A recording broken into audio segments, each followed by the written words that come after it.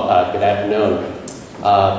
Erin started her presentation talking about where we were a year ago, and in a lot of ways we're seeing more of the same, in part because a lot of what we were dealing with last year was simply kick the can down the road. And so on this timeline, you can see we've got some key dates coming up. In fact, one of them is coming up later this week, the December the 13th. Congress has until that date to come up with a federal budget agreement. They don't actually have to pass anything into law. There's no consequences if they don't reach a deal until next month. It does appear that sometime, actually this afternoon or tomorrow, they're going to announce that there is some kind of a budget deal. So I've been kind of monitoring this afternoon because what I had intended to say is changing as the minutes go by here. But it does appear that there's going to be some kind of a deal worked out between the Republicans and the Democrats in Congress, where they'll basically, it's essentially some more kicking the can down the road. They're going to scale back some of those sequestration cuts that we had back at the beginning of the year. They have set aside any attempt to do any tax reform or changes to the tax code. The Democrats insisted on some additional revenue, but it's coming in the form of things like airline fees. So it looks like everything is probably going to be just pushed down the road for another day, probably after the midterm elections coming up next year. If they, there's still some doubt as to whether or not we're going to actually have a deal, because the Republicans are not happy with the increased spending, and Democrats are unhappy with some of the proposals as well. So it kind of remains to be seen what will happen, but we should know with certainty by the end of the week, because the Congress has already announced they're going to be taking up this legislation, and then they're adjourning for the year. So in terms of some of the things that Erin had talked about earlier, like these extender provisions, I'm fairly certain that we will not know until sometime at the earliest, sometime in January, whether or not any of these provisions are going to be extended, because it's not going to happen this week, and Congress won't be in session for the remainder of the year. There's also one more can that they've been kicking down the road for about 3 or 4 years now, and that's the debt ceiling. And we have another date coming up on the 7th of February, and that date really isn't a true deadline, because that's the target date at which point the Treasury says that the U.S. debt will reach the current debt ceiling level. But in reality, the Treasury has what they call extraordinary measures that they put in place, and it allows them to more or less push that deadline out about another 6 or 7 months. So probably sometime toward the end of next summer, you will likely hear another debate over whether or not to raise the debt ceiling, and that's going to coincide with about the time that people start paying attention to the midterm elections. So if anything, it's going to probably be a bit more partisan next year.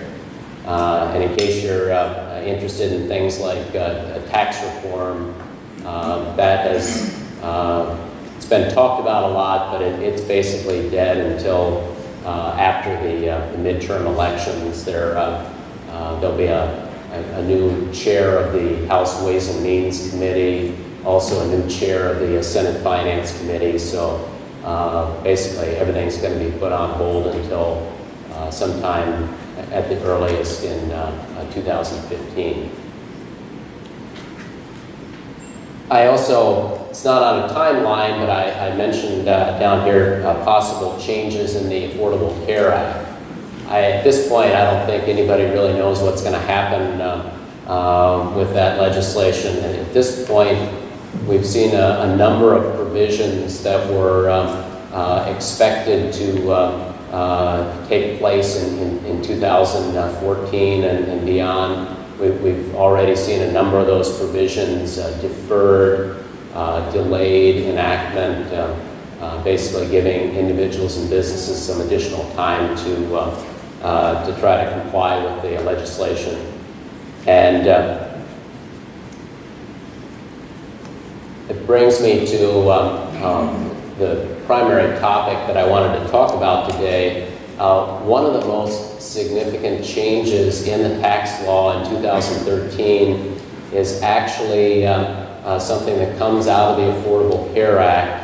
And if you look back, the legislation was passed back in March of 2010, but many of the tax provisions in that act get rolled out over stages, some of them starting in 2013, and there's others in 2014 and even in later years.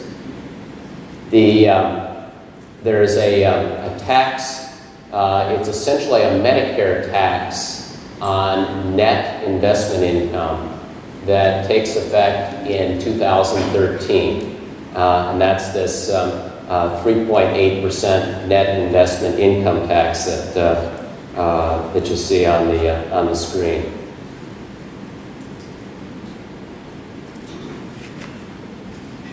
It's important to understand exactly who it is that is having to pay this tax.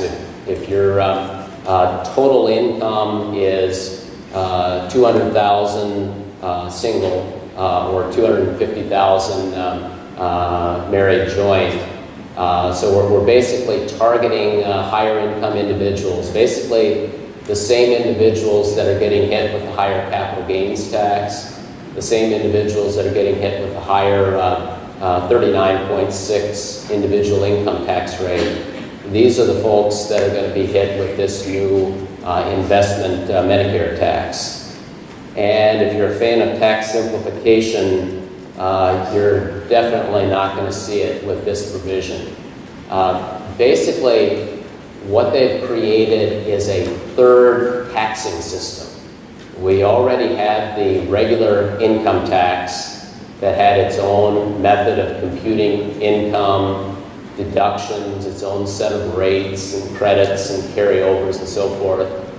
We created a second taxing system about 25, 30 years ago, the alternative minimum tax, that has its own set of computations for income and so on. Well, we've now created a third system, the net investment income tax, that has its own set of computations, deductions, carryovers, and so forth.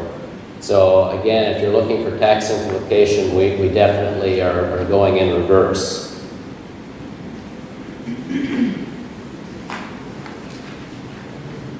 First of all, the question that has to be asked is, okay, what is investment income? Some of it's fairly obvious.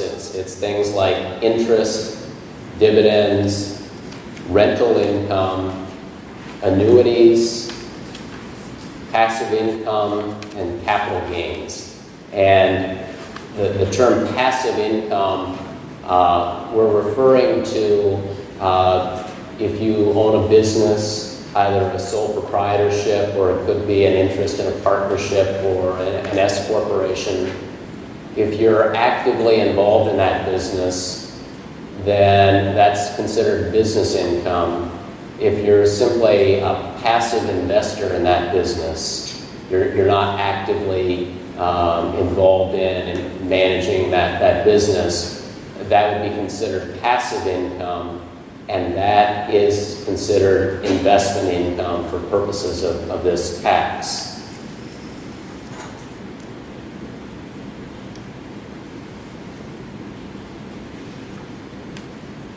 The capital gains rate, the maximum capital gains rate in 2012 was 15%. Because of the January 1 legislative changes, that increased to 20%. If those capital gains are now subject to this investment income tax, the federal capital gains rate is now 23.8%. And if we want to pile on the new 9.85% state tax, you potentially have a capital gains tax that between the combined federal and state is now 33.7%, which is quite a jump from where it was in 2012. We talked about what is investment income, so here are some things that are not investment income. The primary one being retirement income. So be it IRA distributions, 401k distributions, pension plan distributions, but note from the earlier slide, not annuities. Annuities are considered investment income.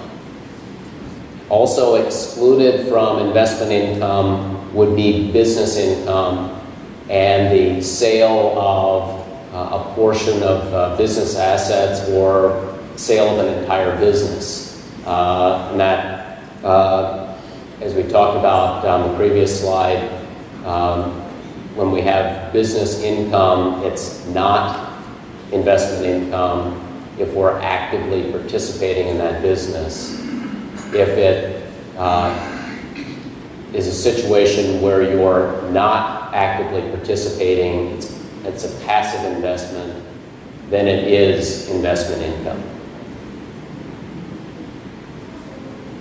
There are a set of deductions, various investment expenses, so investment interest expense as well as investment expenses, but those are subject to a special limit. You can only deduct investment expenses as miscellaneous itemized deductions, and they're subject to a 2% of total income floor. So you have to get over the threshold before you can deduct anything. And that same rule will apply when determining whether or not these investment expenses are allowable as a deduction for this net investment income tax. There also is a deduction for state income tax that is allocable to your net investment income. So hopefully if you're trying to figure this out, you've got some spreadsheets in a computer, because I don't know how else you're going to figure out how much state income tax is allocable to the net investment income that is subject to this tax. But to the extent that you can figure out a way to allocate it, there is another deduction.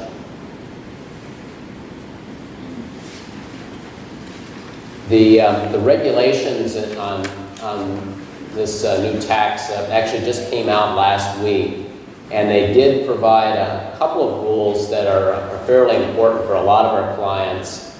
We have a number of individuals that are considered real estate professionals. They spend most of their time in trades or businesses that are related to the real estate business. And in most cases, the rental income that they receive will be considered business income. So it will be exempt from this new tax. Also, we have a lot of business owners that will either loan money to their business, or they will own business property, and so they'll be collecting rents, self-charged rents, for self-charged interest. And in most cases, there will be those items will be exempt from the new tax. Now, this does set up some planning opportunities because this is basically another taxing system. It's got its own whole set of planning opportunities. You're only subject to the tax if you happen to have income in a particular year that exceeds the threshold. So you have some options there if you are able to smooth your income out so that you can avoid going way over 1 year and way under the next year. Also some planning opportunities as far as when you pay certain expenses. It's a very unique kind of tax. You literally can have a situation where somebody is not subject to income tax because they have no taxable income, but because their total income before all of the various deductions exceeds the threshold, you can actually be subject to the net investment income tax even though you have zero taxable income. So it's a very unique kind of a tax. And there's some other opportunities. We're seeing it with some of our clients that have more complex business arrangements where grouping certain activities together can be make a huge difference as far as how this tax is imposed. But the bottom line is that they've done nothing as far as trying to simplify the tax code. They've added a whole layer of complexity, and with that, there's some planning opportunities. But especially until they give us some more guidance, it's going to be a kind of a thorny area to try to work through.